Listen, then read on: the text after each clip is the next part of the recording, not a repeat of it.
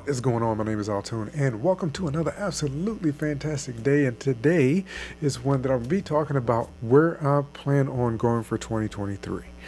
What is it? What is my personal theme, and how is it that I want to grow spiritually within 2023? Of course, these are just themes that I've made over the past few years for each year, things that God through the Holy Spirit has shown me that I need to focus on, or at a foundational level. Many of the things in the way we act and react to events going on in our life is based on a foundational belief, something that we have accepted, and that causes us to either react with our level of faith, or it causes us to withdraw or try to take things into our own hands rather than trusting God through it. And every year, God has identified something else. 2019 was my year of kicking fear in the face. Of course, 2019, even before I knew that this was going to happen, it was perfect because 2019 was also the year that COVID came about. So a lot of people were dealing with fear during that whole situation. And during that situation, God helped me because fear was something that kept me from moving into certain areas that He needed me to move into. And so that was my year of kicking fear in the face. Stop. Anytime I felt fear creeping up because I felt that God was leading me in a specific direction to go and to do things, that turned that fear over to Him, turn the result over to Him. Recognize that there's nothing that can happen in this life that He doesn't allow, and so I push forward and I move forward in that thing. In 2020, it was my year of freedom. After dealing with fear, when you release fear, you often end up having a lot of freedom along with that to actually be able to do some things that you possibly in the past would not be able to do. And so 2020 was a year of freedom for me in that I learned how, or I was focused on being free, finding freedom to be who it is that God created me to be. A lot of the fear that I was dealing with the year before was, how do people think? What would people think about what I do? How would people react to me being who I am? And so after releasing fear, I began to have a little bit more freedom to be the individual that God created me to be, to do the things that God created within me, exercise the gifts that He's given me, not worrying about that fear part, worrying about how anyone else was going to respond to it or what anyone else had to say about it, but only looking to have the freedom to please God with everything I did. And so 2021 in that whole finding freedom thing was my year of rest. I had to get rid of fear so that I could find some freedom, so that I could then rest in the loving arms of our Father. And I think that was fantastic. So that was my year of rest and releasing things that were causing anxiety and stress in my life.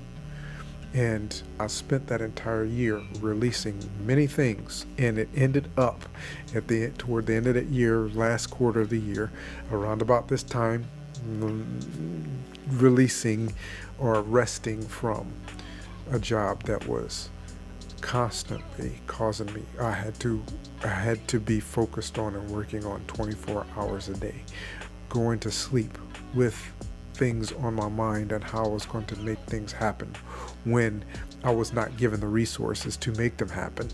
And then waking up in the morning, battling with those things and not being able to sleep because I was constantly concerned and worried about those things. Yes, I kind of kicked fear. Yes, I dealt with finding freedom, but I was still not resting because I was allowing that anxiety to take over. So in that period of rest, I rested from a job. And I say this in many of my videos. I'm not telling you to quit your day job. Don't do that unless you're being directed and led by the Holy Spirit to do so. But I was. So I did. And I found an enormous amount of rest. And with that rest, this year has been my year of trusting God. I've rested from some of these things. I've released some of these things, and this year was my year of trust, and I'm trusting Him to provide for us. It is not about what my effort, not that I don't put effort in. I am building a business at this point, and He has blessed and not allowed us to need for anything this year.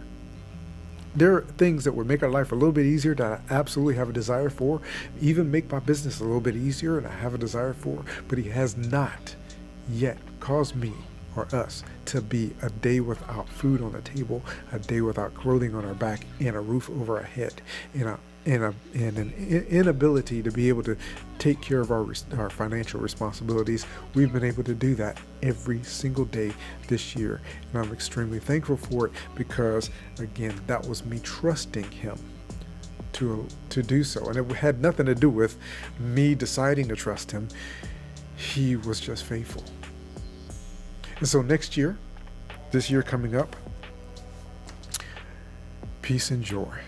I'll be focusing on peace and joy. And you listen to these: kicking fear in the face, freedom, rest, trusting God, and then peace and joy. And you look at them together and you say, they're all something similar. They're very similar, and all of these play off of one another. And you can't totally be somewhat unfearful without having at least some freedom, without resting in that you're trusting in God. And you can't rest without trusting God. You can't have peace and joy without any of the they all play together, but each one of them was a foundational thing that I personally had to overcome in a certain way.